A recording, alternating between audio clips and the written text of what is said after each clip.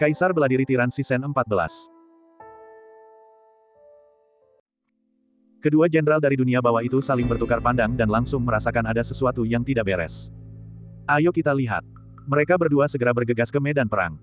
Yang Zikang ragu sejenak. Ia merasa tidak aman untuk tinggal di sini sendirian, jadi ia segera mengikuti. Ketika semua orang tiba di medan perang dan melihat situasi dengan jelas, mereka semua menghirup udara dingin. Seluruh terowongan, dinding, dan tanah benar-benar berlumuran darah. Mayat-mayat prajurit dunia bawah menumpuk di mana-mana, dan anggota tubuh mereka berhamburan kemana-mana. Dan di tengah pertempuran, pria bertopeng perunggu itu memegang pedang hitam besar dan berat di satu tangan dan pedang saber ungu di tangan lainnya. Dia menari dengan pedang saber dan pedang sekaligus. Cahaya saber dan bayangan pedang berkelebat saat dia membunuh musuh di jalan masuk dan keluar. Sejumlah besar prajurit dunia bawah tidak mampu menahan satu pukulan pun darinya, dan mereka dengan cepat dibantai seperti jerami padi. Jubah putih pengadilan surgawi telah lama ternoda merah, tetapi itu adalah darah para pembunuh dari istana dewa dunia bawah. Dia berdiri di sana seperti iblis. Tak seorang pun bisa menghentikan pedang dan sabernya yang tanpa ampun.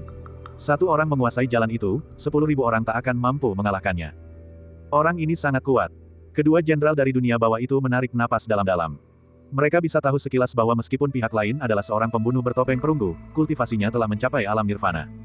Namun, bahkan seorang ahli alam nirvana pun bisa dengan mudah mati ketika menghadapi serangan serentak dari lebih dari 100 kultivator kemampuan ilahi. Mereka percaya bahwa jika merekalah yang menghadapi serangan terkonsentrasi seperti itu, mereka pasti sudah lama kehilangan nyawa. Namun pihak lainnya berbeda. Dia seperti dewa perang alami. Kecepatan, kelincahan, dan gaya bertarungnya sempurna. Setiap kali saber atau pedang melesat, kepala pasti akan jatuh ke tanah. Orang ini benar-benar menakutkan. Tak heran jika para prajurit dunia bawah ketakutan setengah mati. Serang dari kiri dan kanan. Mari kita lucuti senjatanya terlebih dahulu. Kedua jenderal dunia bawah berdiskusi sejenak. Mereka tidak yakin bisa mengalahkan pihak lawan dalam pertarungan 1 lawan 1. Mereka memutuskan untuk melancarkan serangan mendadak sementara sekelompok tentara dunia bawah menahannya. Mereka berdua segera berbaur dengan para prajurit dunia bawah dan perlahan mendekat, ingin mengejutkan pihak lawan.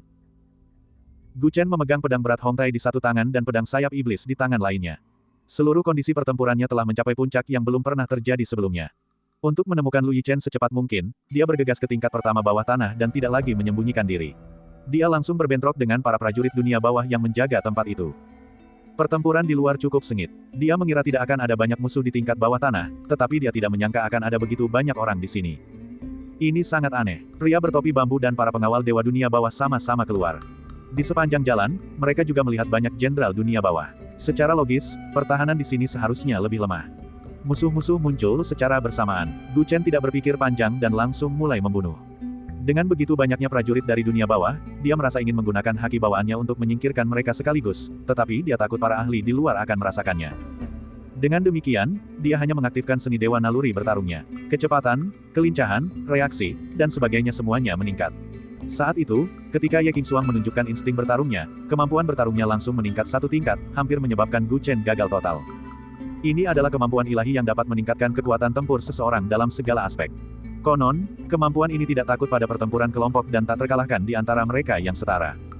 Ketika Gu Chen menggunakannya, dia benar-benar bisa membunuh semua dewa dan Buddha yang ditemuinya. Dia belum pernah mengalami mentalitas pertempuran sedalam itu. Setiap tetes darah di tubuhnya mendidih. Dentang.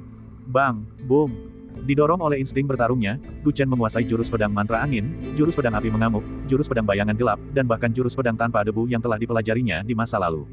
Dia menyederhanakannya dan mengubahnya menjadi jurus pembunuh yang paling sederhana dan paling mematikan. Sejumlah besar prajurit dunia bawah berlumuran darah di bawah kakinya. Tak lama kemudian, tidak banyak yang tersisa. Tiba-tiba, suara mendesing. Dari sisi kiri dan kanannya, rantai besi dingin melesat keluar. Rantai-rantai itu secepat kilat dan melilit pedang Hongtai dan pedang sayap iblis miliknya. Dentang. Gu Chen lengah menghadapi dua kekuatan luar biasa itu. Pedang dan sabernya terlempar dari tangannya. Dia pulang dengan tangan kosong. Huff, kau benar-benar membunuh begitu banyak bawahanku. Kau pantas mati. Rantai-rantai itu kembali masuk ke lengan baju seorang jenderal dunia bawah berjubah hitam. Dia meraih pedang sayap iblis dan melemparkannya jauh-jauh. Tanpa senjatamu, mari kita lihat bagaimana kau akan pamer sekarang. Kau sungguh lancang. Kau benar-benar berani menerobos masuk ke sini sendirian. Jenderal Netherworld lainnya meraih pedang berat Hongtai tetapi terhuyung karena beratnya. Untungnya, dia bereaksi cepat dan melemparkannya ke kakinya. Gu Chen menatap keduanya dengan dingin. Aura yang mereka pancarkan berada di tahap nirvana menengah. Mereka bukanlah lawan biasa. Kupikir semua jenderal dunia bawah telah pergi untuk membunuh musuh. Aku tidak menyangka ada dua pengecut. Dia mengejek. Omong kosong. Kami berdua bukanlah orang yang takut mati. Kami punya misi. Salah satu jenderal dunia bawah langsung membalas. Oh, misi apa? Gu Chen tak kuasa menahan diri untuk tidak menyipitkan matanya. Jangan terlalu banyak bicara, dia sedang berusaha mendapatkan informasi dari kita. Jenderal dunia bawah lainnya buru-buru mengingatkannya. Lalu kenapa kalau dia mencoba mendapatkan informasi dari kita? Bagaimanapun juga, dia tidak akan selamat. Jenderal dunia bawah itu tampak tidak khawatir. Sebuah rantai yang terbuat dari cahaya dingin menari-nari di sekelilingnya seperti naga banjir hitam. Mata Gu Chen berkilat saat ia melirik seorang pemuda yang berdiri sendirian di kejauhan. Pemuda itu sangat istimewa. Selain orang-orang yang telah ditangkap dan digunakan sebagai subjek percobaan, sisanya adalah para pembunuh bayaran dari Istana Dewa Dunia Bawah. Namun, dari pakaian yang dikenakan pemuda itu, jelas dia tidak terlihat seperti seseorang dari Istana Dewa Dunia Bawah. Dia tampaknya memiliki latar belakang yang kuat. Meskipun kedua jenderal dunia bawah tidak mengatakan apapun, dari sikap kelompok orang ini dan arah yang mereka jaga, tampaknya mereka sedang melindungi pemuda itu. Pertanyaannya adalah, siapakah orang ini? Gu Chen sangat penasaran. Izinkan saya bertanya, di mana Lu Yichen? Gu Chen bertanya dengan tenang. Lu Yichen, siapa? Kedua jenderal dunia bawah itu bingung. Dia gadis muda yang cukup cantik. Kalian menculiknya dari prefektur Fenglin. Gu Chen menjelaskan.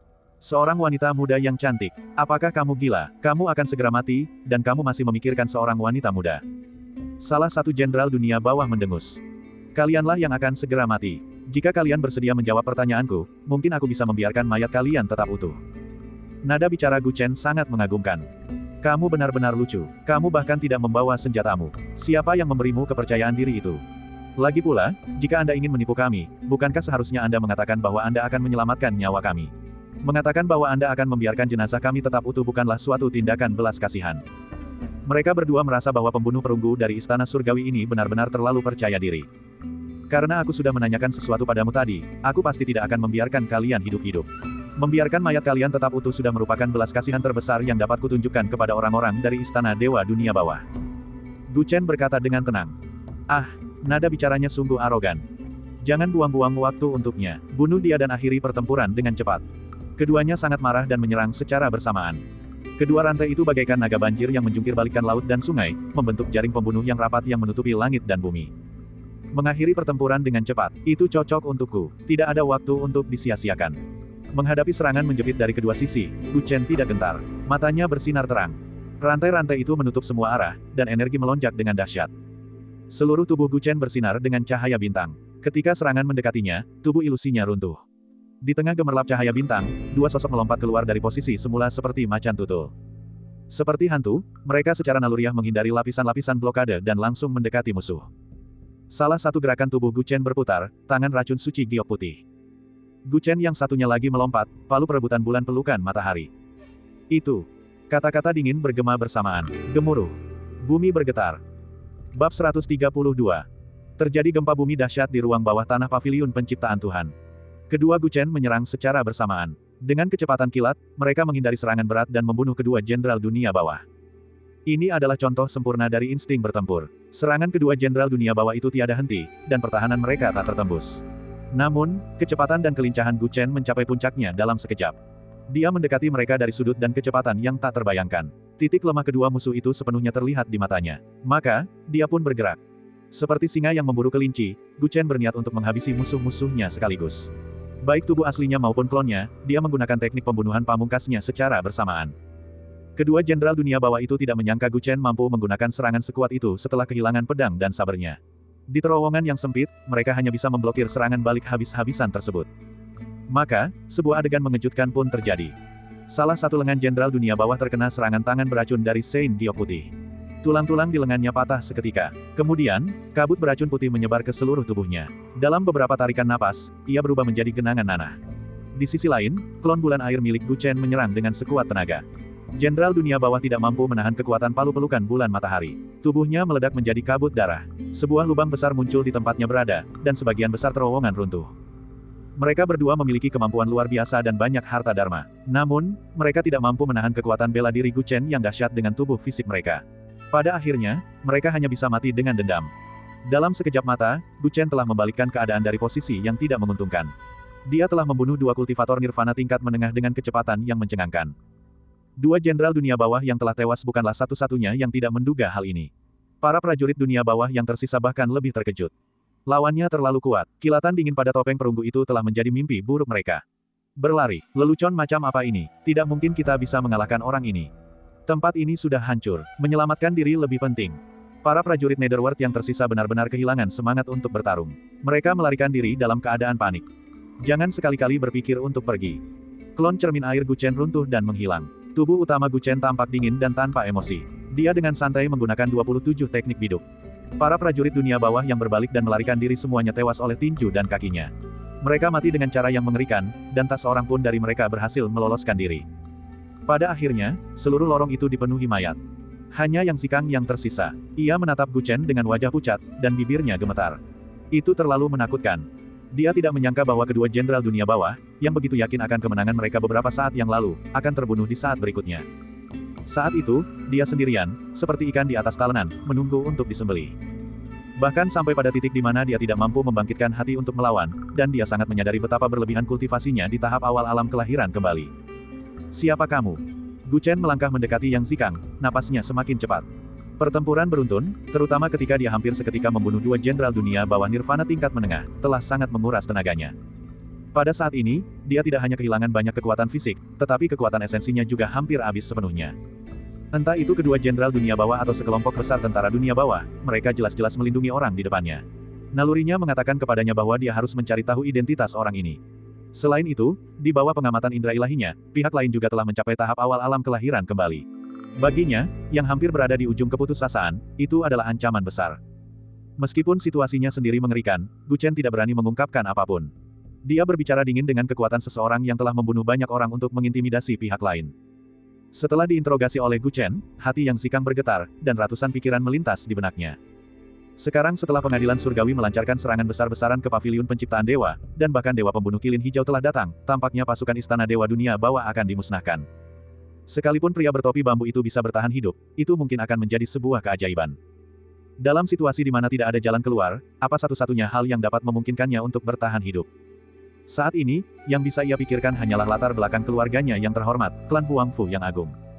Seangka pun arogansi istana surgawi, jika aku mengungkapkan identitasku sebagai keturunan klan Huangfu, mereka tidak akan berani bertindak, kan? Orang ini hanyalah seorang assassin perunggu. Jika aku berjanji kepada klan Huangfuku untuk memberinya beberapa keuntungan, dia mungkin akan membiarkanku pergi. Dia berpikir dalam hati, dan dia sudah mengambil keputusan. Aku adalah dewa perang nomor 1 dari Kekaisaran Bumi Tengah, kepala prefektur dari prefektur Cermin Surgawi, pemimpin klan Huangfu, dan cucu dari Huangfu Uji. Ayahku adalah Huangfu De, dan aku adalah putra kesayangannya. Dia mengangkat kepalanya dengan bangga dan berpura-pura tenang, berharap identitasnya dapat mengintimidasi pembunuh di depannya. Klan Huangfu. Nada bicara Guchen jelas berbeda saat ini. Ya, itu klan Huangfu, klan paling terkemuka di Kekaisaran Bumi Tengah selain keluarga kerajaan. Bahkan keluarga kerajaan Middle Earth pun kini berpikir untuk menikahkan putri kesayangan mereka dengan salah satu sepupuku. Yang Zikang dapat mendengar keanehan dalam nada bicara Guchen dan merasa sangat gembira. Dia berpikir bahwa Guchen merasa terintimidasi oleh latar belakangnya yang mengejutkan, jadi dia segera bertindak selagi kesempatan masih ada. Klan Huangfu saya sangat kuat dan kaya. Di seluruh benua Kunlun, baik itu dataran utara, gurun barat, hutan belantara timur, atau pegunungan selatan, faksi mana yang berani tidak menghormati klan Huangfuku. Sekarang aku telah jatuh ke tanganmu, anggaplah dirimu beruntung. Asalkan kau membantuku melarikan diri dari sini, aku janjikan kau kesempatan besar. Ini jelas jauh lebih berharga daripada menjadi antek istana surgawi.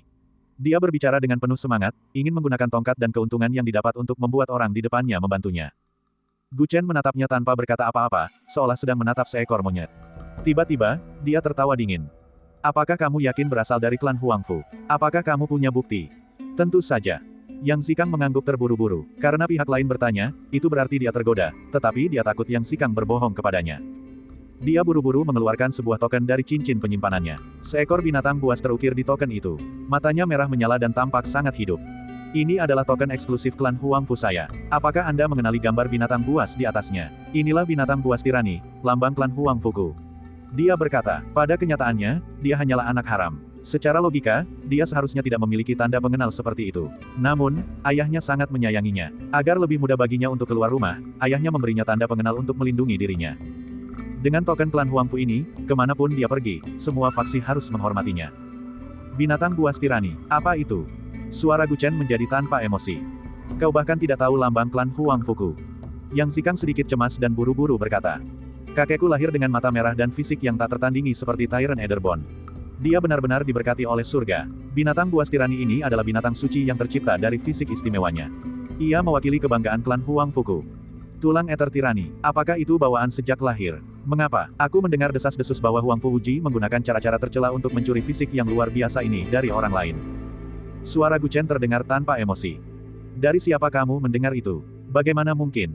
Tatapan mata Yang Zikang menunjukkan sedikit keraguan. Klan Huang Fuku diberkati oleh surga. Kami memiliki generasi-generasi talenta luar biasa. Kakekku adalah kesayangan surga. Dia lahir dengan tulang Ether Tirani. Dia ditakdirkan untuk menjadi makhluk abadi.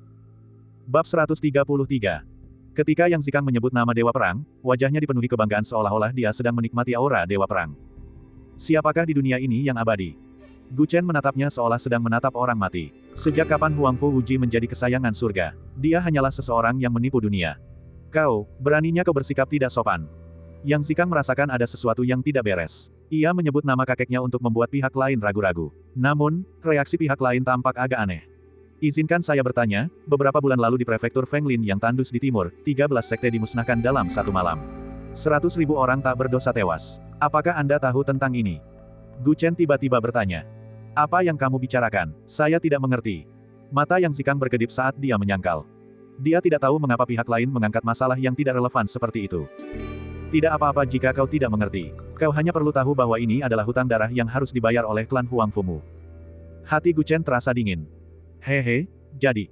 Yang Zikang merasa ada sesuatu yang tidak beres dan tanpa sadar mundur. Mengapa orang ini tiba-tiba menjadi begitu eksentrik?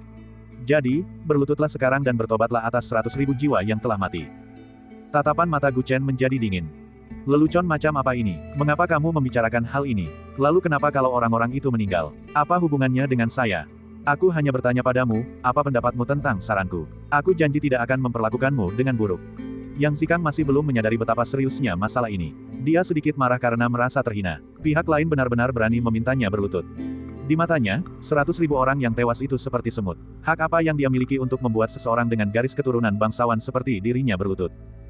Dengung. Gu Chen tiba-tiba mengangkat tangannya dan mencubit udara. Sebuah pisau terbang emas terbentuk, dan aura yang mendominasi menyebar. Ekspresi Yang Zikang langsung berubah gugup.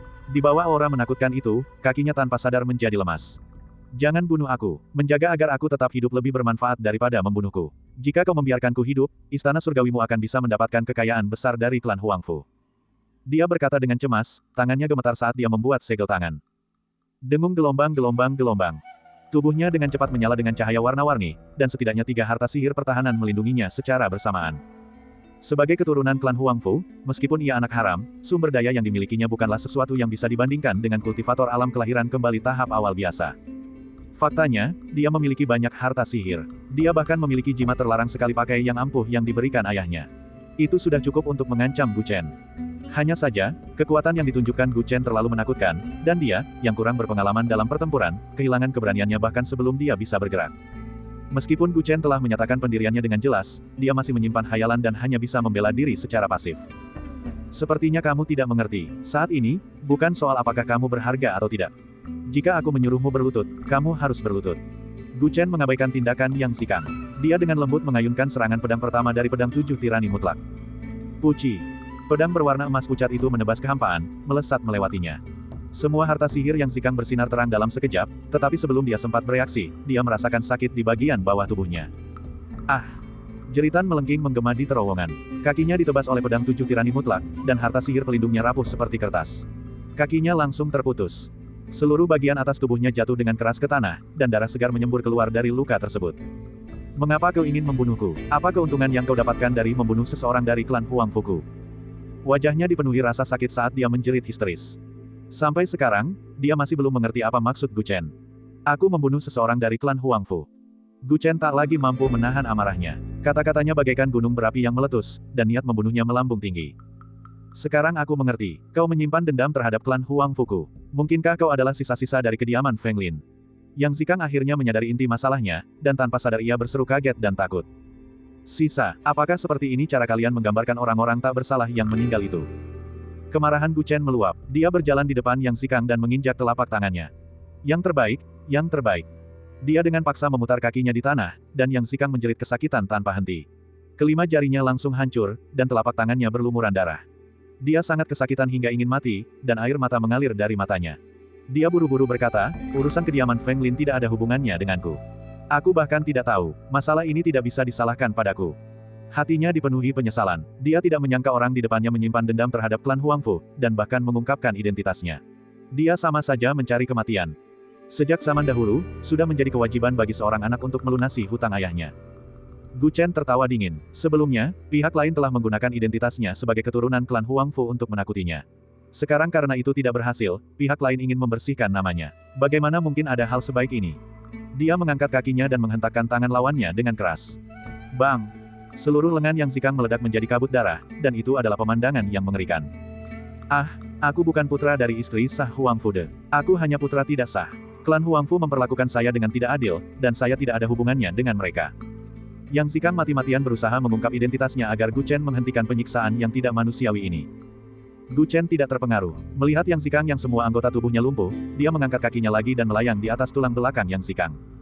Rasa dingin menjalar di punggung Yang Zikang, dan ekspresi putus asa muncul di wajahnya.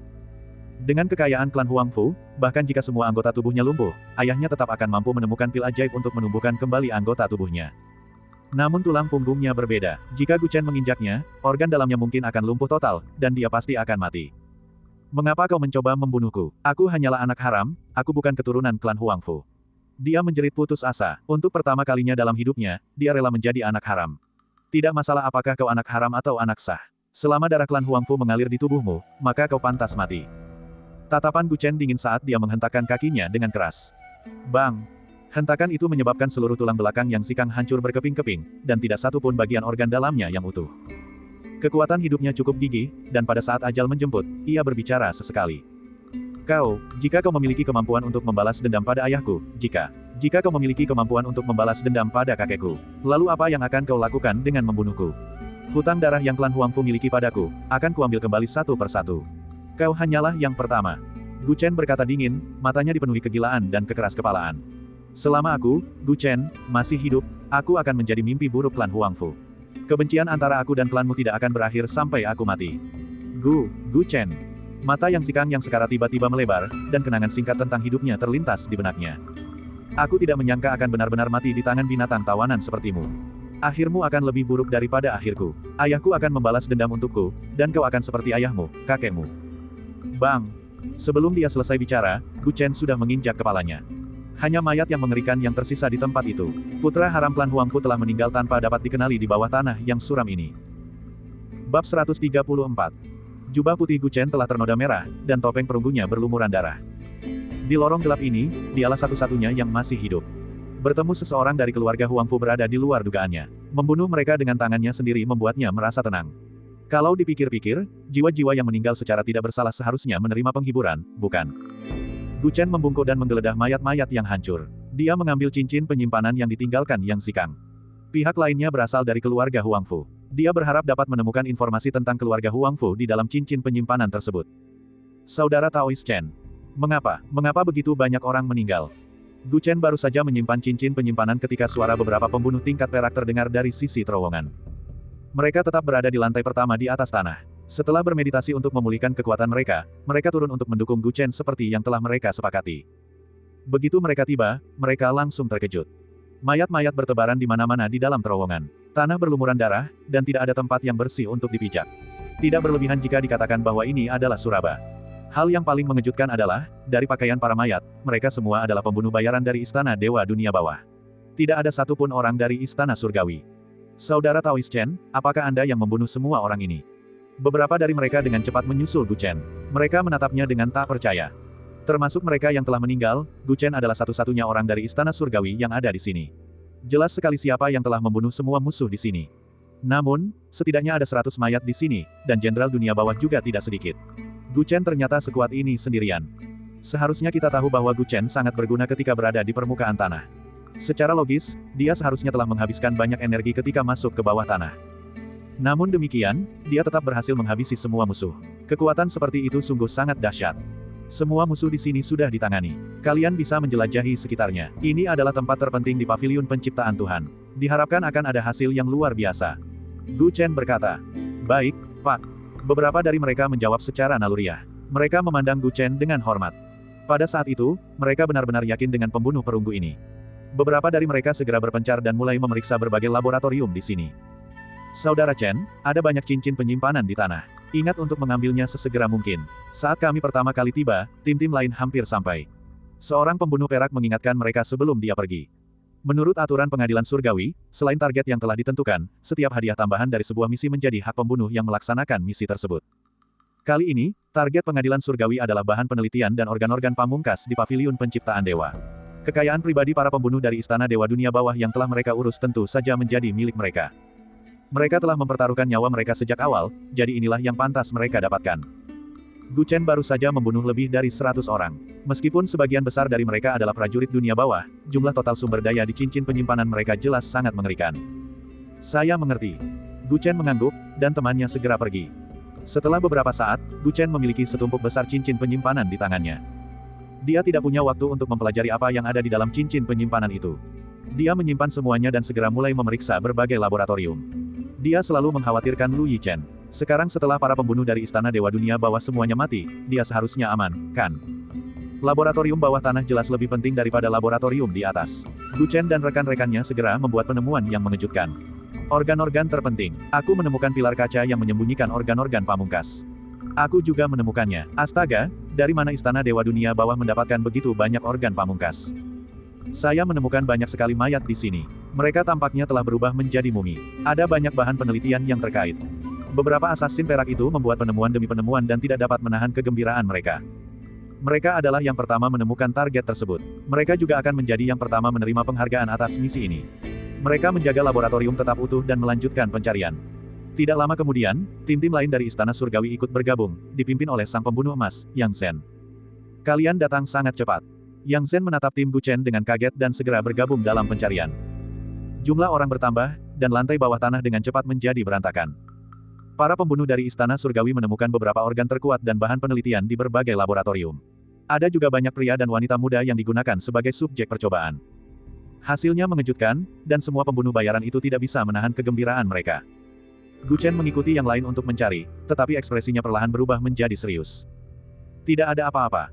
Dia menggeledah setiap ruangan dan bahkan memberikan perhatian khusus pada setiap subjek uji yang ditemukannya, tetapi tidak ada jejak Lu Yichen. Mungkinkah aku sudah terlambat? Gu Chen menarik napas dalam-dalam dan menolak untuk menyerah. Dia terus mencari. 1 jam kemudian, sejumlah besar pembunuh bayaran tiba di tingkat bawah tanah. Apakah semuanya sudah beres di luar? Di mana saudaraku? Apakah dia baik-baik saja? Yang Zhen bertanya kepada seorang pembunuh emas dengan cemas. Semuanya sudah beres. Semua pembunuh di dalam dan di luar paviliun penciptaan dewa telah tewas. Termasuk pria bertopi bambu dan ketiga monster yang dipanggilnya. Mereka semua diurus oleh Tuan King Lin. Sedangkan saudaramu, dia sedang di luar menghitung rampasan perang. Kata-kata sang pembunuh emas membuat Yang Zhen tersenyum. Selain pemanggilan 3 monster oleh pria bertopi bambu di awal, yang mengejutkan Istana Surgawi, sisa misi dapat dikatakan sebagai kemenangan total. Pria bertopi bambu itu sudah mati.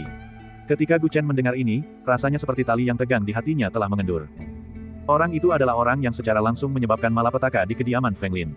Tetua Namong mungkin juga tewas di tangannya. Kematiannya adalah pengorbanan terbaik untuk 100.000 jiwa yang telah mati. Pria bertopi bambu meninggal karena informasi yang dia berikan. Bisa dikatakan bahwa dia secara tidak langsung telah membalas dendam. Selain tidak menemukan jejak Lu Yichen, misi tersebut dapat dikatakan telah diselesaikan dengan sempurna. Di mana Nona Lu? Mungkinkah aku benar-benar terlambat? Gu Chen merasakan penyesalan di dalam hatinya. Ia agak enggan menerima hal ini. Bagaimana situasinya? Apakah Anda sudah selesai memeriksa seluruh lantai bawah tanah? The Gold Assassin Asket Yang Zhen. Oh, selain ruangan rahasia di bagian terdalam yang tidak bisa dibuka, tempat-tempat lain sudah diperiksa. Hasilnya sangat bagus. Yang Zhen berkata sambil tersenyum. Ada ruangan rahasia lain.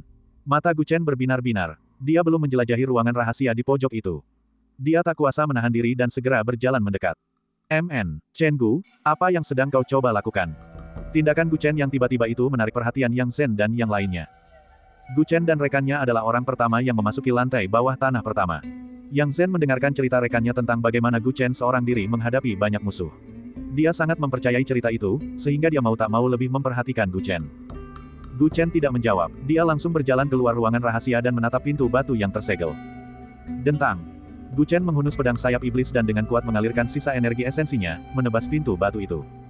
Pintu batu itu sama sekali tidak rusak. Ketika cahaya pedang mengenai permukaannya, cahaya itu justru terserap, seperti seekor lembu yang memasuki rawa. Percuma saja, pintu ruangan rahasia ini sangat aneh. Pintu ini memiliki kemampuan untuk menyerap energi spiritual. Energi apapun yang bersentuhan dengannya akan sepenuhnya terserap. Jangan libatkan kamu, bahkan aku pun tidak bisa membuka pintu ini. Yang Zen dan yang lainnya berjalan mendekat dan menggelengkan kepala mereka. Bab 135. Gu Chen tidak mengucapkan sepatah kata pun. Dia menatap pintu batu itu dan melambaikan tangannya beberapa kali lagi. Dentang, dentang. Serangan beruntun itu semuanya sia-sia. Pintu batu itu sama sekali tidak rusak. Sebaliknya, kekuatan esensi Gu Chen yang tersisa benar-benar terkuras. Dia hampir pingsan. Apakah kamu harus sampai sejauh ini? Anda sudah mencapai prestasi tertinggi dalam misi ini. Apakah Anda harus melewati ruangan rahasia terakhir ini? Kondisimu tidak baik. Jika kamu terus keras kepala, kamu mungkin akan mengalami cedera internal yang sulit disembuhkan. Yang Zen mengerutkan kening. Dia berpikir bahwa Gu Chen bersikeras tentang pintu batu ini karena dia ingin mendapatkan pahala. Siapapun bisa tahu bahwa Gu Chen telah melalui serangkaian pertempuran. Dia hampir kehabisan tenaga. Bajunya berlumuran darah. Dia tidak tahu apakah itu darahnya sendiri. Dia tampak mengerikan. Dia tidak mengenal pria ini. Jika dia ingin bersikap keras kepala, ya sudah. Namun mungkin potensi yang ia tunjukkan terlalu mengejutkan. Yang Zen menyadari bahwa sebenarnya ia lebih mengkhawatirkan pria itu. Izinkan saya mencoba juga. Beberapa pembunuh bayaran berema emas itu tidak mempercayainya. Mereka berpikir bahwa jika Yang Zen tidak bisa membukanya, mungkin mereka bisa. Mereka bergiliran mencoba. Gu Chen tidak menghentikan mereka. Dia hanya ingin tahu apakah Lu Yichen ada di dalam. Dia tidak hanya mencoba bersikap keras kepala. Beberapa pembunuh bayaran emas menggunakan harta karun mereka untuk menyerang. Kekuatannya lebih dari 10 kali lipat kekuatan Gu Chen. Namun mereka terkejut mendapati bahwa itu seperti yang dikatakan Yang Zen. Pintu batu itu menyerap semua energi, menyebabkan harta karun tersebut kehilangan kekuatannya. Sekarang aku ingat, ini pasti sejenis biji yang disebut batu pemakan roh. Biji ini sangat langka dan berharga. Aku tidak menyangka Istana Dewa Nether akan menemukan bongkahan sebesar ini dan menjadikannya sebuah pintu. Seorang pembunuh bayaran berambut pirang mengenali pintu batu itu. Matanya berbinar. Batu pemakan roh yang berharga sebagai pintu. Sepertinya ruangan rahasia ini adalah tempat paling berharga di seluruh paviliun penciptaan Tuhan. Semua orang langsung menyadarinya. Mereka sangat penasaran dengan apa yang tersembunyi di balik pintu itu. Ayo kita dobrak dinding di samping. Aku tidak percaya ruangan rahasia ini dibangun dengan batu pemakan roh. Seorang pembunuh bayaran emas menyarankan. Itu tidak akan berhasil. Aku sudah mempelajarinya. Struktur ruangan rahasia ini istimewa. Ruangan ini terkait erat dengan fondasi seluruh paviliun penciptaan Tuhan. Jika kita menghancurkannya, seluruh tingkat bawah tanah akan runtuh. Jika itu terjadi, laboratorium-laboratorium lain juga akan hancur. Yang Zen langsung membantah. Karena dibangun dengan sangat presisi, apa yang harus kita lakukan sekarang? Apakah Anda meminta bantuan kepada Tuan King Lin? Semua orang tak kuasa saling pandang. Batu pemakan roh ini begitu istimewa, mungkin hanya dewa pembunuh King Lin yang mampu menghancurkannya. Mungkin aku bisa menggunakan cara paksa untuk membukanya. Sang pembunuh emas yang melihat bahwa pintu batu itu adalah batu pemakan roh berkata setelah beberapa pertimbangan. Kekerasan brutal, semua orang terkejut. Benar, lihat celah antara bagian atas dan bawah pintu. Pintu itu seharusnya bisa ditarik ke atas. Meskipun batu pemakan roh dapat menyerap energi, ia tidak dapat menyerap kekuatan murni. Lalu tunggu apa lagi? Aku akan mencobanya. Salah seorang dari mereka segera melangkah maju dan mencoba menarik pintu batu itu dari bawah ke atas. Gemuruh. Dia mengerahkan seluruh kekuatannya, dan pintu batu itu sedikit bergoyang, memperlihatkan celah di bagian bawahnya. Metode ini layak. Melihat itu, semangat semua orang meningkat. Sayangnya, orang itu langsung lemas. Tangannya lemas, dan dia menyerah sambil terengah-engah. Mengapa batu pemakan roh ini begitu berat? Aku memiliki kekuatan sebesar 300.000 jin di tubuhku, tetapi aku bahkan tidak bisa mengangkatnya. Dia mendecakkan lidah. Selain mampu menyerap energi, ciri khas lain dari batu pemakan roh adalah bobotnya yang sangat berat. Batu pemakan roh ini sangat besar, saya perkirakan ukurannya setidaknya 1 juta jin. Sang pembunuh emas dari perkiraan sebelumnya. 1 juta jin. Jika kamu tidak bisa mengaktifkan kultivasimu, tidak mudah mencapai level ini hanya dengan kekuatan murni. Kamu harus mencari kultivator tubuh. Semua orang mendecakkan lidah. Selain kultivator fisik, setelah memasuki alam kekuatan ilahi, biasanya tidak ada kultivator yang secara khusus melatih kekuatan mereka. Oleh karena itu, baik di alam nirvana maupun alam kekuatan ilahi, dalam hal fisik dibandingkan dengan alam fisik, tubuh paling-paling hanya akan menjadi sedikit lebih kuat, tetapi kekuatannya tidak akan meningkat banyak. Meskipun mereka adalah pembunuh emas dan telah mencapai alam abadi, tubuh mereka sekali lagi berubah, dan umur mereka meningkat pesat, tetapi peningkatan kekuatan juga terbatas. Ini langsung terasa canggung. Seorang raja yang mampu mendominasi suatu wilayah justru dibuat tak berdaya oleh sebuah pintu batu. Biar saya yang melakukannya. Melihat ini, Gu Chen melangkah maju lagi. Kamu masih mau mencoba? Tidakkah kau lihat bahwa bahkan orang yang lebih senior darimu pun tidak bisa membuka pintu? Kau pikir kau? Yang Zen hendak menegur dan meminta Gu Chen untuk tetap di samping dan beristirahat, tetapi dia melihat Gu Chen memegang tepi bawah pintu batu dengan kedua tangan, otot-ototnya menegang, dan dia menariknya dari bawah ke atas. Gemuruh. Pintu batu itu mengeluarkan suara keras, lalu ditarik paksa hingga terbuka. Pintu ruang rahasia terbuka, menampakkan sebuah tabir misterius. Kamu luar biasa. Yang Zhen, yang awalnya ingin menegur, dengan susah payah menahan kata-katanya. Dia merasa luka batinnya tidak ringan. Anak ini, monster macam apa dia? Hatinya kacau balau. Gu Chen tidak merasa puas diri. Matanya menyapu ruangan rahasia itu, dan dia dengan cepat masuk. Pintu batu itu dibuka, tetapi tidak segera tertutup. Beberapa asasin emas mengikuti satu demi satu. Setelah melihat semuanya di ruang rahasia dengan jelas, ekspresi semua orang sedikit berubah. Ruangan rahasia ini jauh lebih besar daripada laboratorium lainnya, dan sangat luas. Di lantai ruang rahasia itu terdapat formasi yang besar dan rumit, dan di tengahnya terdapat platform segi 8, yang sangat mirip dengan altar.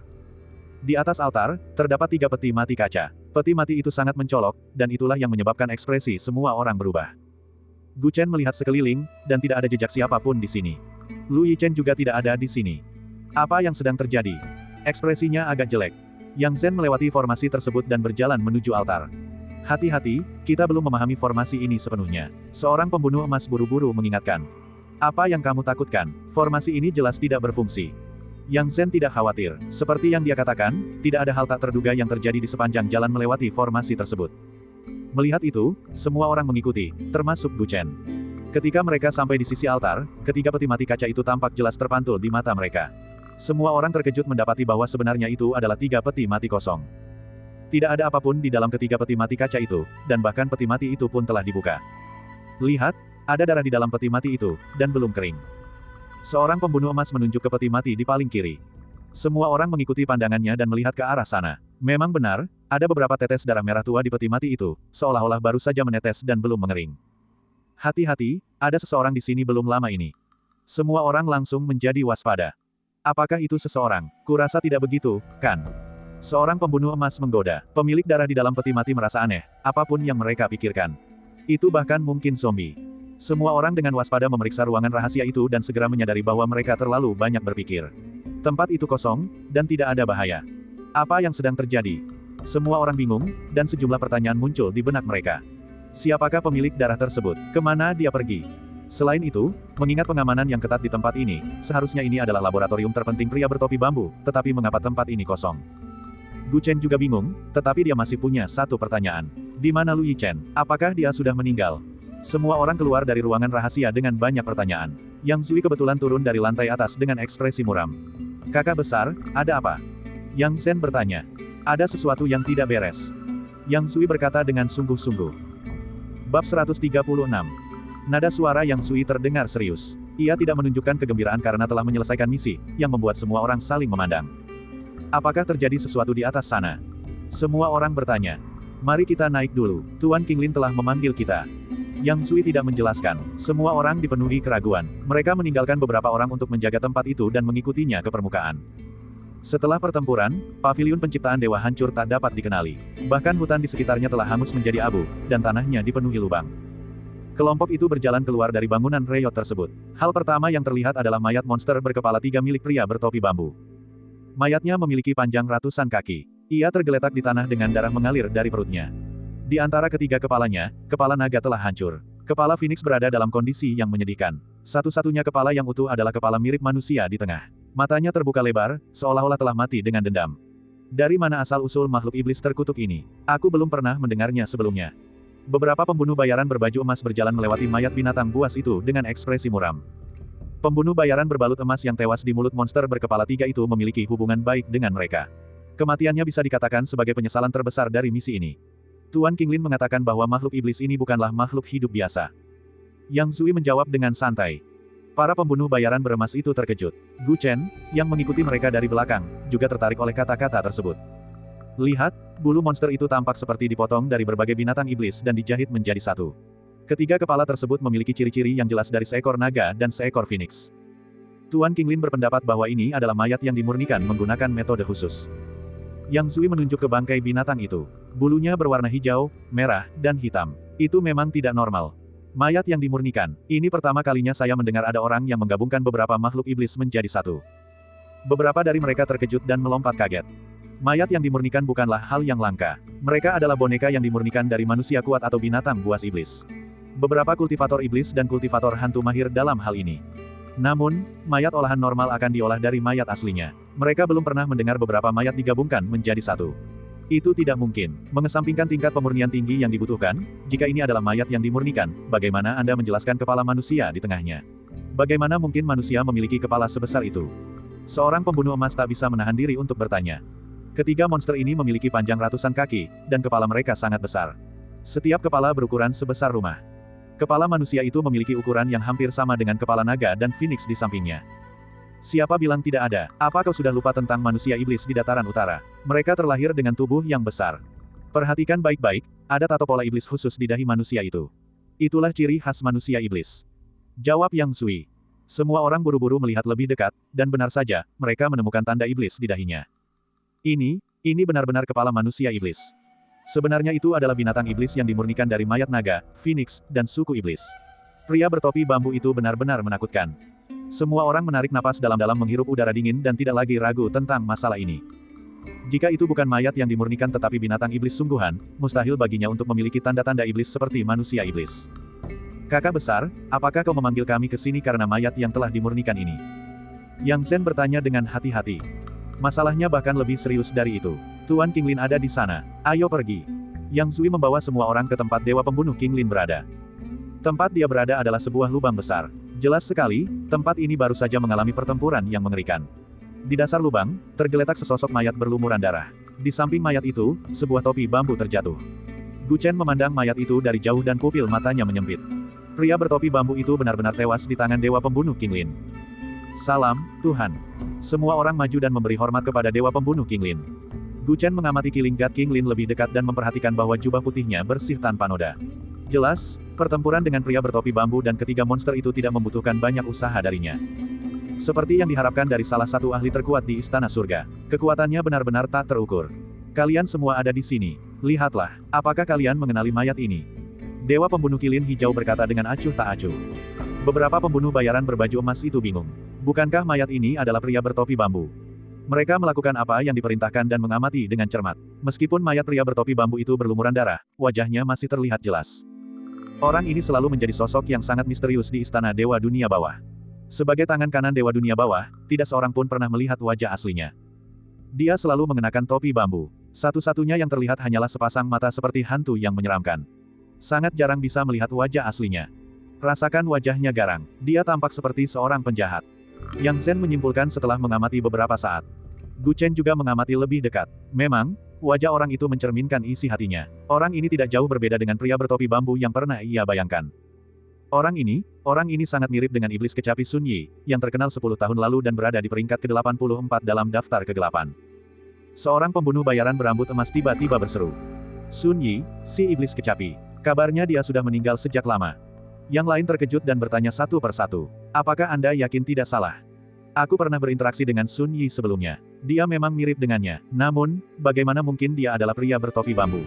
Sang pembunuh bayaran berambut emas mengerutkan kening, merasa sedikit ragu. Yang Zui. Tuan Qinglin berseru. Ya. Yang Zui segera maju dan menggulung lengan baju pria bertopi bambu itu, memperlihatkan telapak tangannya. Salah satu tangannya hanya memiliki 4 jari. Tidak ada keraguan, iblis kecapi Sun Yi lahir dengan 4 jari. Melihat ini, sang pembunuh bayaran emas berkata dengan yakin. Dewa pembunuh Qinglin menghela napas saat mendengar ini. Sepertinya kita benar-benar telah tertipu oleh pria bertopi bambu. Tuan Qinglin, apa maksud Anda? Ekspresi semua orang berubah. Pria mati bertopi bambu itu ternyata penipu. Gu Chen juga terkejut ketika mendengar ini. Baru sekarang dia mengerti alasan mengapa dewa pembunuh Qinglin memanggil semua orang. Apakah pria bertopi bambu di hadapannya itu seorang penipu? Tidak. Saat menyerang paviliun penciptaan dewa, dia pernah mendengar suaranya sebelumnya. Itu suara yang sama seperti saat pertama kali dia bertemu dengannya di kediaman Feng Lin. Untuk sesaat, semua orang menatap dewa pembunuh Qinglin, menunggu penjelasannya. Aku sudah beberapa kali bertukar pukulan dengan orang ini. Menurut keterangan Yang Sui, baik seni mistik maupun harta karun yang dia gunakan, semuanya jauh lebih rendah kualitasnya dibandingkan dengan iblis kecapi Sun Yi. Setiap kata dan tindakannya, serta pemahamannya tentang paviliun penciptaan Tuhan, membuatku merasa bahwa dialah manusia sejati dengan topi bambu. Setan kecapi Sun Yi menghilang 10 tahun yang lalu, kan? Saya menduga bahwa dia jatuh ke tangan pria bertopi bambu 10 tahun yang lalu. Orang yang kita temui hari ini adalah gabungan antara pria bertopi bambu yang asli dan pria bertopi bambu palsu. Seharusnya itu semacam kerasukan roh atau iblis berwujud hati. Kesadarannya adalah milik pria bertopi bambu, tetapi tubuhnya adalah milik iblis kecapi Sun Yi. Sun Yi ini mirip dengan ketiga mayat itu. Dia hanyalah boneka atau klon. Bab 137. Semua orang menatap mayat itu dalam diam untuk beberapa saat. Siapa sangka mereka akan meraih kemenangan telak dalam serangan terhadap paviliun penciptaan dewa, tetapi jasad asli pria bertopi bambu itu berhasil lolos. Jika keadaan benar-benar seperti yang dianalisis oleh Killing God King Lin, maka berita tentang serangan Istana Dewa Dunia Bawah oleh Istana Surgawi pasti tidak akan disembunyikan. Akhir cerita tidak akan sesempurna yang mereka bayangkan. Ekspresi Gu Chen berubah muram. Pria bertopi bambu itu belum mati, dan Lu Yichen belum ditemukan. Hal ini seketika menghapus sisa kegembiraan terakhir di hatinya. Bagaimana misi Anda berjalan? Dewa pembunuh King Lin memandang Yang Zhen dan yang lainnya, lalu menanyakan situasi di paviliun penciptaan dewa. Melaporkan kepada Yang Mulia, kami menemukan total 143 jenis organ dan 87 subjek uji manusia di paviliun penciptaan Tuhan. Adapun berbagai bahan penelitian, ada banyak penemuan. Adapun hasil spesifiknya, kita perlu menyelidiki lebih lanjut. Yang Zhen melaporkan semuanya dengan jujur, dan nada bicara Killing God King Lin menjadi jauh lebih menyenangkan. Dalam hal itu, meskipun pria bertopi bambu berhasil melarikan diri, hasilnya tidak buruk. Kalian berhasil melindungi laboratorium di dalam dan tidak menghancurkannya. Ini adalah prestasi yang luar biasa. Mendengar itu, Yang Zhen sedikit ragu dan menoleh ke arah Gu Chen yang berada di belakangnya. Dalam serangan terhadap paviliun penciptaan dewa ini, tim Yang Sui memperoleh prestasi pertama. Kontribusi mereka dalam melindungi laboratorium tidak dapat diabaikan. Menurut anggota tim mereka, orang yang paling banyak berkontribusi adalah Chen Gu. Yang Zhen justru berinisiatif membantu Gu Chen mendapatkan pujian. Hal ini membuat Gu Chen, yang sedang tenggelam dalam pikirannya, tersadar. Ia sangat terkejut. Sejujurnya, percakapan pertamanya dengan assassin peringkat emas ini tidak menyenangkan. Dia tidak menyangka bahwa wanita itu tidak hanya tidak mau mengambil pujian, tetapi juga bersedia membantu orang lain. Bukan hanya Gu Chen yang terkejut, bahkan Yang Sui pun menatap adiknya dengan heran. Membantu seorang assassin peringkat emas untuk mendapatkan pujian bukanlah sesuatu yang akan dia lakukan. Oh, lumayan, nak. Dewa pembunuh King Lin menatap Gu Chen dan mengangguk. Selain itu, ada hal aneh lainnya. Saya menduga hal itu berkaitan dengan pria bertopi bambu. Yang Zhen kemudian berbicara tentang masalah 3 peti mati kaca kosong di ruang bawah tanah. Sepertinya barang di ruangan rahasia itu adalah harta paling berharga di paviliun penciptaan dewa. Sayangnya, benda itu berhasil dipindahkan tepat waktu. Dewa pembunuh kilin hijau menyipitkan matanya. Bawahan ini kurang mengerti. Kita sudah mengepung bagian luar, dan tempat itu adalah ruang rahasia. Kemana Istana Dewa Nether akan memindahkan barang-barang itu? Yang Zhen was perplexed. Ada banyak kemampuan ilahi di dunia ini yang bisa lenyap begitu saja. Bawa aku ke ruangan rahasia itu untuk melihatnya. Sesaat kemudian, Dewa Pembunuh Kilin Hijau dan sekelompok besar orang tiba di ruang rahasia. Di bawah perlindungan yang disengaja, ketiga peti mati kaca kosong itu tetap dalam keadaan aslinya, termasuk beberapa tetes darah merah tua di dalam peti mati tersebut. Dewa Pembunuh Kilin Hijau melangkah maju dan membuat gerakan meraih. Beberapa tetes darah terbang keluar dari peti mati dan mendarat di telapak tangannya, perlahan melayang di udara. Dia memeriksanya sejenak dan berkata, ini tampaknya darah manusia, dan ini adalah darah orang yang masih hidup. Aneh sekali, mungkinkah pria bertopi bambu itu hanya memindahkan beberapa orang yang masih hidup saja? Tuan, apakah menurut Anda pria bertopi bambu itu memindahkan barang-barang di dalam peti mati? Tapi bukankah dia sedang bertengkar denganmu saat itu? Yang Zui dan yang lainnya sedang berpikir keras. Orang yang kubunuh hanyalah pengganti. Aku menduga bahwa jasad asli pria bertopi bambu mungkin berada di paviliun penciptaan Tuhan. Saat kami menyerang paviliun penciptaan dewa, dia memanggil ketiga monster itu dan bahkan mengirimkan pengganti untuk memimpin serangan. Sekarang kalau dipikir-pikir, mungkin dia melakukannya dengan sengaja. Dia tahu bahwa dia bukan tandingan saya, jadi dia menggunakan pengganti untuk membingungkan saya dan mengambil penelitian paling berharga selama periode waktu ini. Dewa Pembunuh Kilin Hijau menghela napas dan menganalisis masalah itu secara menyeluruh. Pria bertopi bambu itu benar-benar licik. Semua orang merasa bahwa analisis Dewa Pembunuh Kilin Hijau masuk akal. Dalam keadaan normal, sebagai pengawal Dewa Dunia Bawah berpangkat tertinggi di paviliun penciptaan dewa, bagaimana mungkin dia memimpin serangan? Situasinya kacau saat itu, dan tidak ada yang memikirkan hal ini. Dalam waktu sesingkat itu, pria bertopi bambu mampu membuat pengaturan yang begitu teliti. Itu benar-benar tidak mudah. Karena keadaan sudah sampai seperti ini, biarkan dia pergi. Panen kita sudah cukup melimpah. Memperoleh 143 jenis organ jalur ekstrim sudah cukup untuk membungkam orang-orang dari istana surga itu. Dewa Pembunuh Kilin Hijau tersenyum. Tuan, meskipun ada 143 jenis organ jalur ekstrim, hampir setengahnya dimiliki oleh konstitusi yang tidak berguna. Yang lainnya tampaknya telah mengalami berbagai tingkat kerusakan akibat eksperimen. Organ jalur ekstrim yang benar-benar terpelihara dan memiliki aktivitas yang cukup hanyalah organ-organ yang terpelihara dalam cairan roh pilar berlapis kaca. Hanya ada total lebih dari 20 jenis, dan belum ada konstitusi kelas 1 yang ditemukan. Yang Zhen buru-buru menjelaskan situasi tersebut secara rinci. Oh, saya heran bagaimana paviliun penciptaan Tuhan bisa mendapatkan begitu banyak organ jalur ekstrim. Jadi, bahkan yang tidak berguna pun disertakan. Lupakan saja, yang terpenting adalah data penelitian tentang pria bertopi bambu. Itu seharusnya tidak menjadi masalah, kan? Dibandingkan dengan organ jalur ekstrim yang tak ternilai harganya, Dewa Pembunuh Kilin Hijau lebih mementingkan pengumpulan data. Semua itu tidak masalah. Namun, kita masih perlu menggali lebih dalam nilai dari data tersebut. Sebagian besar data berkaitan dengan eksperimen pada manusia, jadi anak-anak yang digunakan sebagai subjek uji sangat penting. Karena itu, bawa orang-orang itu kembali dan tenangkan mereka. Jika mereka bersedia bergabung dengan pengadilan surgawi, itu akan menjadi yang terbaik. Atur semua data dan barang berharga dalam 2 jam. Kami akan meninggalkan tempat ini secepat mungkin. Aku tidak ingin pria menangis bertopi bambu itu memanggil Dewa Dunia Bawah untuk membantunya melampiaskan amarahnya. Dewa Pembunuh Kilin Hijau itu menggoda. Semua orang tak kuasa menahan tawa saat mendengarnya. Semua pembunuh itu dengan cepat bergerak sesuai instruksi dan menggali sedalam 3 kaki ke dalam tanah paviliun penciptaan Tuhan. Gu Chen mengikuti tim tersebut. Tak mau menyerah, dia kembali mencari di paviliun penciptaan dewa. Dia bahkan memperhatikan mayat para pembunuh dari istana Dewa Dunia Bawah, tetapi tetap tidak ada tanda-tanda keberadaan Lu Yichen. Kehidupan dan kematiannya telah menjadi misteri yang sepenuhnya. 2 jam kemudian, paviliun penciptaan Tuhan yang bobrok itu hangus terbakar oleh kebakaran besar. Tim dari Istana Surgawi kembali dengan kemenangan. Terima kasih atas pertarungan malam ini. Kamu bisa pulang dan beristirahat dengan baik. Mengenai hadiah untuk misi ini, saya akan menghubungi Anda melalui gelang bintang bulan untuk mengambilnya setelah memeriksa hadiahnya. Dewa Pembunuh Kilin Hijau berkata kepada semua orang setelah kembali ke alam mistik cabang tersebut.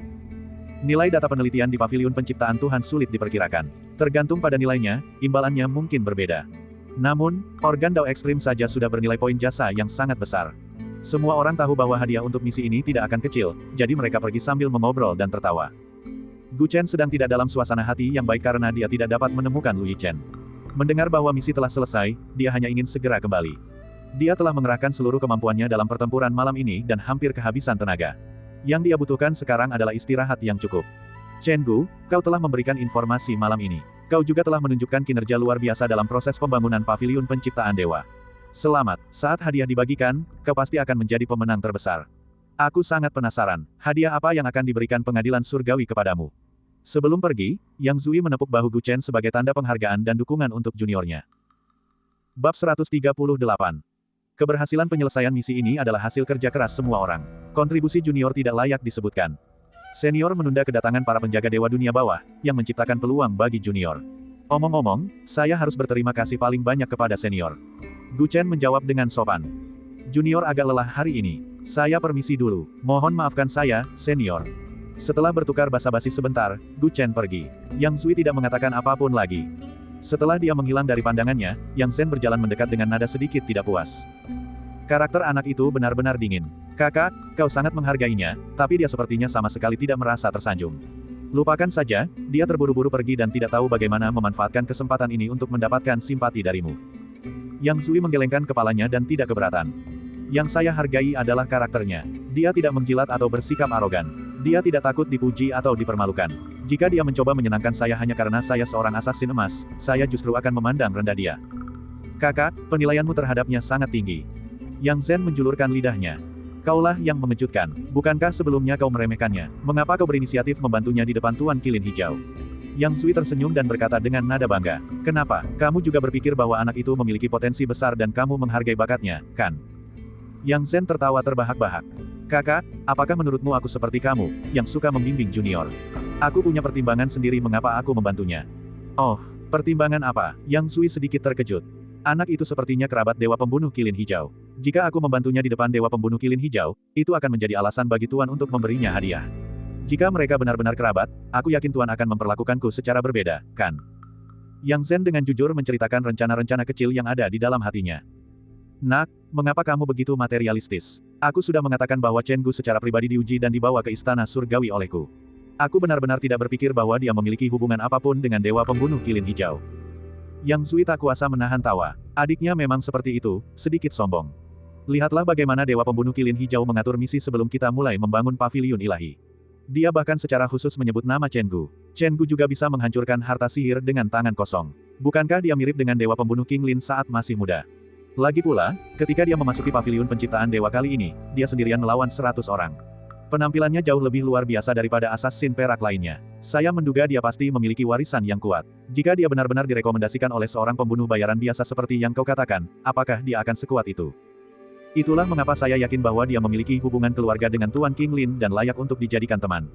Membantunya mendapatkan kredit hanya masalah mengucapkan beberapa kata, tetapi hal itu dapat membawa manfaat yang tak terbatas. Mengapa tidak? Yang Zhen giggled. Kau terlalu licik. Yang Zui tak berdaya mengelus kepala adiknya. Mari kita tunggu dan lihat. Saat hadiah diberikan, kita akan melihat hadiah apa yang akan diberikan Tuan King Lin kepada Chen Gu. Kemudian, kita akan tahu apakah ada hubungan di antara mereka. Gu Chen kembali ke Sekte Bintang Surgawi. Begitu kembali, ia merasa sangat lemah, seolah-olah tubuhnya telah dikosongkan. Intensitas pertempuran malam itu terlalu tinggi. Dia telah membunuh banyak sekali pembunuh dari Istana Dewa Dunia Bawah dengan tangannya sendiri.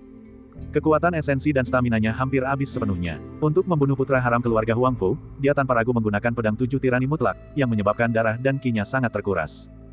Begitu kembali, ia menelan beberapa ramuan untuk memulihkan diri dan segera bermeditasi untuk menyembuhkan luka-lukanya. Barulah pada siang hari berikutnya Gu Chen pulih. Kekuatan esensi di dantiannya mengalir lagi seperti danau emas. Tampaknya, karena pertempuran yang sangat intens, kultivasi kekuatan esensinya sedikit lebih mendalam setelah dia pulih. Pada saat itu, Gu Chen mengibaskan lengan bajunya. Hualala, seperti butiran berbagai ukuran yang jatuh ke piring giok, tumpukan besar cincin penyimpanan jatuh ke tanah di depannya entah dari mana. Inilah rampasan perangnya selama serangan terhadap paviliun penciptaan dewa. Tidak kurang dari 150 pembunuh dari Istana Dewa Dunia Bawah tewas di tangannya, dan cincin penyimpanan yang ia ambil berjumlah lebih dari 100. Ini adalah kekayaan yang sangat besar. Sambil memandang berbagai cincin penyimpanan berwarna-warni, Gu Chen mengambilnya satu persatu. Dia menghapus jejak indera ilahi dari pemilik aslinya dan mulai memeriksa kekayaan di dalamnya. Kristal esensi, harta karun magis, ramuan ajaib, jimat roh. Sumber daya budidaya di dalam setiap cincin penyimpanan berbeda. Beberapa memiliki lebih banyak, sementara yang lain memiliki lebih sedikit. Jika semuanya terkumpul, kekayaan akan mencapai jumlah yang menakutkan. Gu Chen tidak terlalu terkejut. Dia sudah agak terbiasa dengan hal itu. Setelah melakukan seleksi kasar, dia menyimpan semua cincin penyimpanan. Di dalamnya terdapat berbagai macam sumber daya kultivasi, dan sebagian besar tidak dapat ia gunakan. Ia memutuskan untuk pergi ke pasar jasa di lain hari dan menukarkan semuanya dengan poin jasa sebelum menukarkannya dengan harta karun yang berguna baginya. Masih ada satu cincin penyimpanan lagi. Ekspresi Gu Chen menjadi serius saat dia mengeluarkan cincin penyimpanan terakhir yang telah dia simpan secara khusus. Cincin penyimpanan ini milik putra haram keluarga Huang Fu. Dari kualitas cincin penyimpanannya saja, sudah jelas bahwa cincin ini berkualitas lebih tinggi daripada yang lain. Karena pihak lain berasal dari keluarga Huang Fu, cincin penyimpanan itu mungkin berisi informasi yang berguna baginya. Karena itu, Gu Chen memberikan perhatian khusus padanya. Setelah dengan mudah menghapus jejak kesadaran ilahi pada cincin penyimpanan, Gu Chen menyebarkan kesadaran ilahinya dan bergegas masuk ke ruang di dalam cincin penyimpanan. Dengan menggunakan indera ilahinya, pemandangan di hadapannya tiba-tiba menjadi jelas. Ruang penyimpanan ini sebenarnya memiliki panjang 100 kaki dan lebar 70 kaki. Di dalam ruangan itu, sejumlah besar sumber daya kultivasi menumpuk seperti gunung. Semuanya berwarna putih berkilauan dan dapat menyilaukan mata. Saat Gu Chen melihat, ekspresinya perlahan berubah menjadi marah. Kekayaan putra haram keluarga Huang Fu ini sebenarnya lebih besar daripada gabungan kekayaan 100 pembunuh bayaran. Seberapa kayakah keluarga Huang Fu ini? Gu Chen sangat jelas bahwa metode yang digunakan keluarga ini untuk membangun kekuasaan mereka sangat berdarah dan keji. Semakin kaya dan kuat mereka, semakin kotor prosesnya. Menekan rasa jengkel di hatinya, Gu Chen mengeluarkan barang-barang dari cincin penyimpanan satu persatu dan memilih barang-barang yang berguna baginya. Ini. Tiba-tiba, napasnya terhenti saat ia menemukan sesuatu yang tidak ia duga. Di sudut ruang penyimpanan berbentuk cincin, 8 pilar kaca transparan ditempatkan dengan tenang. Semuanya berisi cairan berwarna biru muda. Dan di dalam cairan itu, ada tulang yang mengambang. Benda ini terasa sangat familiar. Gu Chen pernah melihatnya di laboratorium paviliun penciptaan ilahi. Desir, desir, desir. Dengan sekali gerakan tangan, dia mengeluarkan ke-8 pilar kaca itu dan menatap 8 tulang manusia di dalamnya.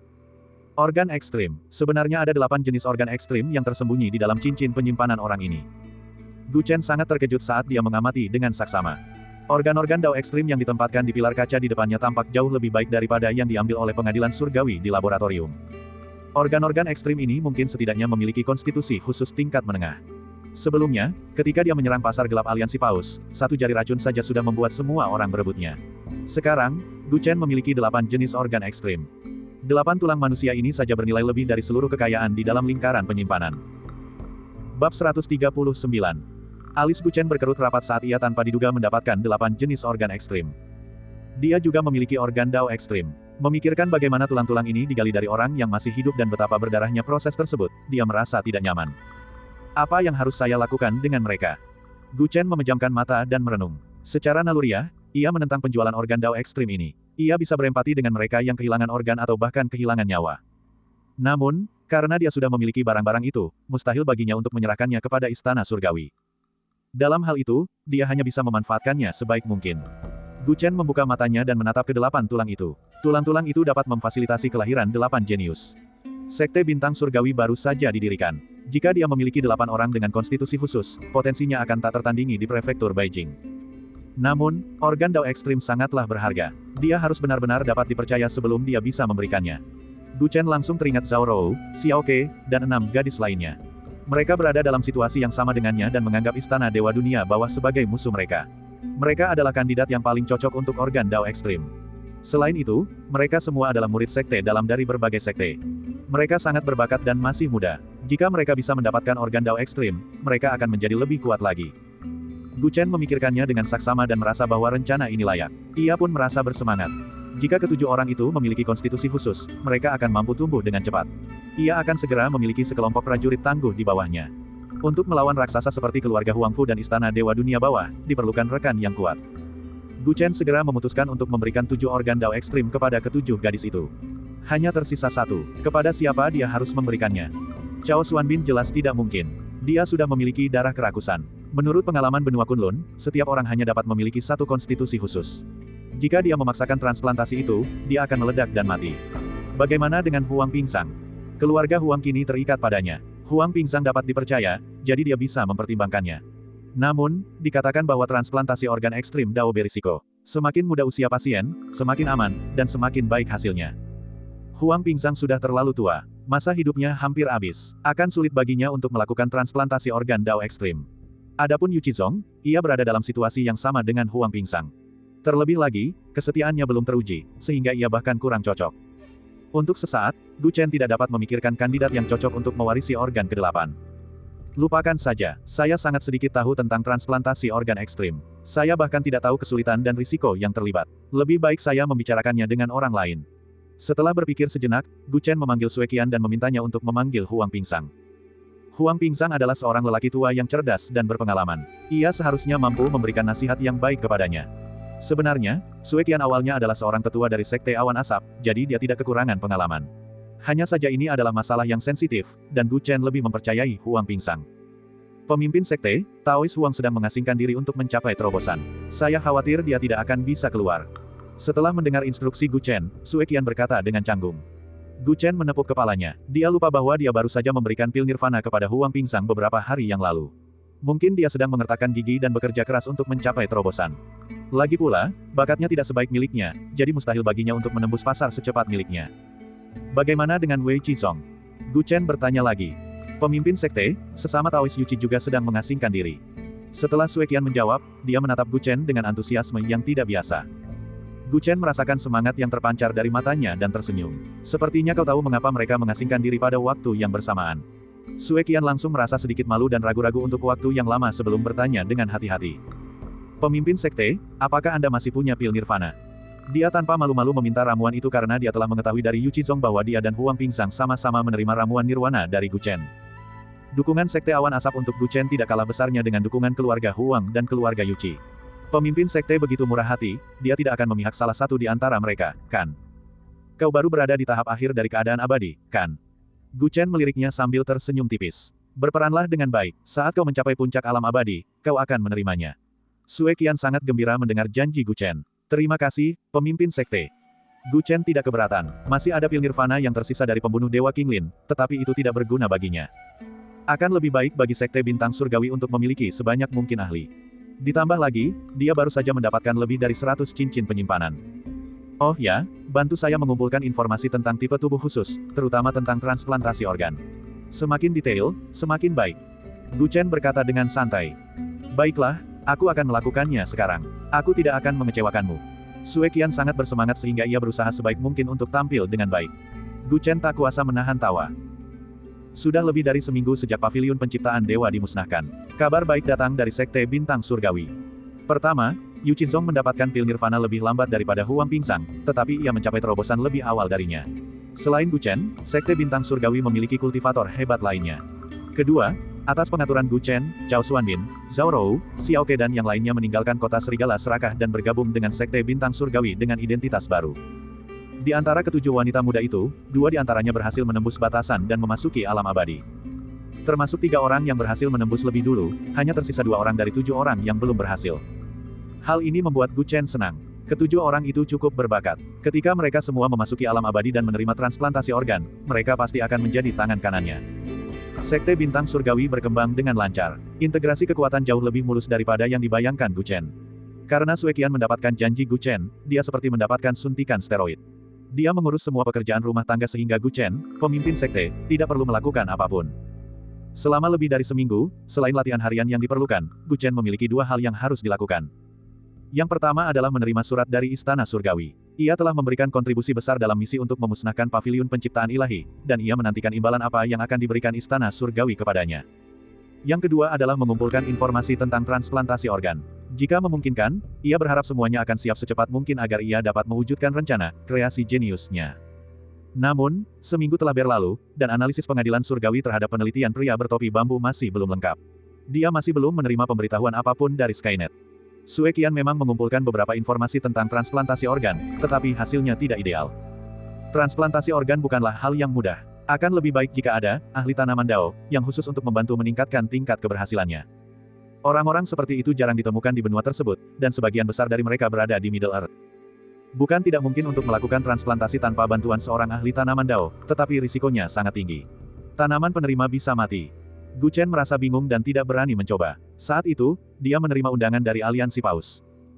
Bab 140. Sekte Kabut Awan yang asli adalah anggota Aliansi Paus. Setelah Sekte Bintang Surgawi Gu Chen mewarisi wilayah Sekte Kabut Awan, sekte tersebut secara otomatis menjadi bagian dari Aliansi Paus. Sebelum utusan Aliansi Paus pergi, dia menyebutkan bahwa akan segera diadakan konferensi Aliansi Paus. Sekarang, undangan itu berada di tangan Gu Chen. Di ruang pertemuan rumah bordil Yunyu, Gu Chen duduk di kursi utama dan menatap undangan di tangannya dengan penuh pertimbangan. Dia mengetuk meja dengan ringan menggunakan jarinya. Di aula berdiri Yu Qizong yang bersemangat tinggi, yang baru saja keluar dari pengasingan, dan tetua Sue Qian yang teliti, tetua Wu, serta yang lainnya. Ceritakan padaku, apa yang sebenarnya terjadi dengan konferensi Aliansi Paus ini. Setelah membaca undangan itu, Gu Chen mengangkat kepalanya dan bertanya dengan nada datar. Ya. Sue Qian melangkah keluar dari kerumunan dan berdeham dengan ekspresi serius. Melaporkan kepada ketua sekte, konferensi Aliansi Paus ini diadakan setahun sekali untuk mendistribusikan kembali keuntungan dari pasar gelap. Semua orang tahu bahwa pasar gelap adalah sumber pendapatan terbesar Aliansi Paus. Tentu saja, semua kekuatan di prefektur Beijing berebut kue ini. Sebelum Aliansi Paus terbentuk, kekuatan-kekuatan di prefektur Beijing saling bertuaring memperebutkan keuntungan besar dari pasar gelap. Akibatnya, kedua belah pihak menderita kerugian, dan kekuatan eksternal mendapat keuntungan darinya. Kemudian, Aliansi Paus didirikan. Untuk mengatasi masalah ini, konferensi Aliansi Paus diadakan setahun sekali. Selama konferensi tersebut, kuota distribusi pasar gelap pasukan untuk tahun baru akan ditentukan. Gu Chen menyipitkan matanya. Jadi, ini berarti kita harus menghadiri konferensi ini. Ya, Sue Qian mengangguk. Sumber pendapatan terbesar Sekte Bintang Surgawi kami adalah pasar gelap. Jika kami tidak menghadiri konferensi ini, Aliansi Paus akan menentukan bagian kami. Orang-orang itu serakah. Gu Chen segera memahami pentingnya masalah ini karena menyangkut pendapatan Sekte Bintang Surgawi untuk tahun berikutnya. Seberapa banyak Sekte Kabut Awan memiliki barang di pasar gelap Aliansi Paus? Gu Chen bertanya lagi. Tahun lalu, mantan ketua Sekte Kabut Awan menghadiri konferensi dan bekerja keras untuk mendapatkan 5% saham untuk kita. Sue Qian langsung menjawab. Hanya 5%. Gu Chen terkejut. Bukankah ini terlalu rendah? Pemimpin sekte, mungkin Anda tidak tahu ini, tetapi ada 36 sekte di bawah Liga Paus, dan masing-masing memiliki banyak pasukan bawahan. Mereka terlibat di lebih dari 100 kota di prefektur Beijing. Begitu banyak kekuatan yang ingin mendapatkan bagian dari kue tersebut. Sekte Kabut Awan hanya memiliki 3 kota di bawah yurisdiksi mereka, tetapi mereka memiliki 5% dari kue tersebut. Banyak kekuatan yang sudah merasa iri. Sue Qian menjelaskan. Gu Chen berpikir sejenak, seberapa besar perbedaan kekuatan antara ke-36 sekte itu? Pada level berapa sekte asap awan yang asli berada? Di antara 36 sekte di Aliansi Paus, Sekte Sinar Petir adalah yang terbaik. Pemimpin Sekte Sinar Petir, Zhou Feiyang, adalah seorang ahli tingkat abadi yang masuk dalam daftar hitam benua. Pada saat yang sama, dia adalah kepala Aliansi Paus saat ini. Ketika Gu Chen mendengar dua kata, daftar hitam, ekspresinya tanpa sadar menjadi serius. Ini bukan pertama kalinya dia mendengar istilah ini. Terakhir kali, setelah jasad pria bertopi bambu ditemukan sebagai sosok berpengaruh yang telah hilang dari daftar hitam selama bertahun-tahun, dia sengaja menanyakan hal itu kepada para pembunuh lainnya. Yang disebut daftar hitam adalah daftar peringkat yang dikeluarkan oleh organisasi bawah tanah di benua Kunlun untuk orang-orang yang sangat kuat dan berbahaya. Terdapat total 200 nama dalam daftar hitam, dan hampir semua yang terdaftar dalam daftar tersebut adalah tokoh-tokoh kuat tingkat abadi. Sebagian besar peringkat ditempati oleh para pembunuh dari 3 organisasi bawah tanah, yaitu Pengadilan Surgawi, Menara Acheron, dan Istana Dewa Dunia Bawah. Para pembunuh emas dari Istana Surgawi, utusan dunia bawah dari Menara Acheron, dan penjaga Dewa Dunia Bawah dari Istana Dewa Dunia Bawah menempati setengah dari daftar hitam. Selain itu, para tokoh berpengaruh yang terdaftar dalam daftar hitam semuanya adalah orang-orang luar biasa dan sangat berbahaya. Lagi pula, mereka mampu melawan para pembunuh bayaran kelas atas. Prefektur Beijing adalah tempat yang kacau di mana Sekte Iblis dan Sekte Hantu merajalela. Pasukan di sana dicap sebagai organisasi bawah tanah. Fakta bahwa Chou Fei yang masuk dalam daftar hitam sudah cukup membuktikan bahwa dia bukan orang yang sederhana. Keberadaannya juga menjadi alasan mengapa aliansi Paus benar-benar menjadi penghalang bagi organisasi-organisasi eksternal. Karena keberadaan Chou Fei Yang, Sekte Cahaya Petir tak diragukan lagi merupakan eselon pertama dalam aliansi Paus. Mereka juga menguasai pangsa pasar gelap terbesar. Adapun Sekte Asap Awan, awalnya berada di tingkat bawah dari 36 sekte. Karena itu, ketika pemimpin sekte sebelumnya meninggal, aliansi Paus tidak menganggap kami penting, dan bahkan ingin menyerahkan kami kepada Sekte Pemurnian Darah demi keuntungan. Sue Qian tersenyum getir. Gu Chen merenung. Kalau begitu, dengan keberadaan Sekte Awan Asap di urutan terbawah dari 36 sekte, mampu mendapatkan pangsa pasar 5% saja sudah merupakan bisnis yang bagus. Lalu, Sekte Pemurnian Darah berada di level berapa? Mata Gu Chen berkilat. Setelah mendengar semua ini, dia jelas harus berpartisipasi dalam pertemuan aliansi Paus. Mengingat dia telah membunuh seorang kultivator hebat dari Sekte Pemurnian Darah, pasti akan ada konflik antara Sekte Bintang Surgawi dan Sekte Pemurnian Darah di pertemuan tersebut. Sekte Pemurnian Darah awalnya memiliki 5 kultivator hebat tahap Nirvana, dan berada di peringkat menengah atas aliansi Paus. Setelah kau membunuh orang bernama Qi itu, kekuatan mereka memang melemah, tetapi tetap saja tidak bisa dibandingkan dengan Sekte Bintang Surgawiku. Saat Sue Qian menganalisis, kekhawatiran muncul di matanya. Terakhir kali, Sekte Pemurnian Darah menderita kerugian yang sangat besar. Setelah itu, kami sangat gugup, khawatir mereka akan datang untuk membalas dendam, tetapi kami tidak menunggu lama. Bawahan ini mencurigai bahwa mereka berencana untuk mempersulit kita di pertemuan aliansi Paus dan membunuh kita. Oleh karena itu, pertemuan ini harus berupa jamuan makan di Hongmen. Ketua sekte harus membawa serta rekan Taois Yuchi. Sayang sekali Taois Huang belum juga keluar dari pengasingannya. Jika tidak, dengan 3 kultivator hebat kita tidak perlu terlalu takut pada mereka. Ini hanya 4 Nirvana Stage. Gu Chen tampak tanpa ekspresi, dan sebenarnya tidak peduli. Dalam pertempuran untuk memusnahkan paviliun penciptaan dewa, banyak kultivator tahap Nirvana yang tewas di tangannya. Kekuatannya jauh lebih besar daripada saat dia membunuh kultivator bermarga Qi. Sue Qian tidak mengetahui latar belakangnya, jadi dia sangat khawatir. Aku khawatir bukan hanya Sekte Pemurnian Darah saja.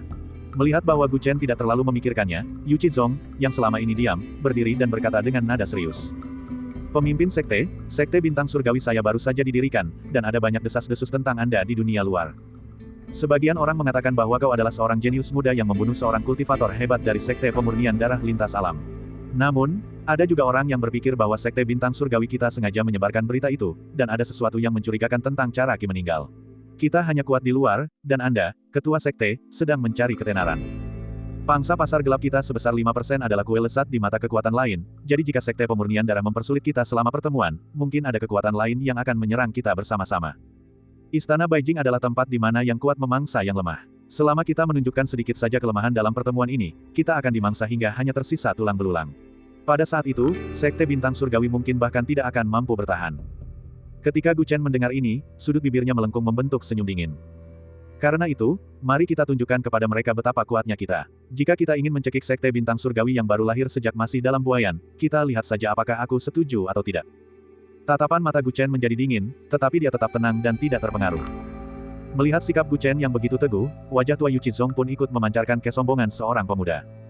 Karena ketua sekte sudah mengatakannya, tidak peduli apakah konferensi aliansi Paus ini berupa gunung pedang atau lautan api, orang tua itu akan mempertaruhkan nyawanya untuk menemani mereka sampai akhir. Kita harus memberitahu mereka bahwa Sekte Bintang Surgawi tidak bisa diprovokasi.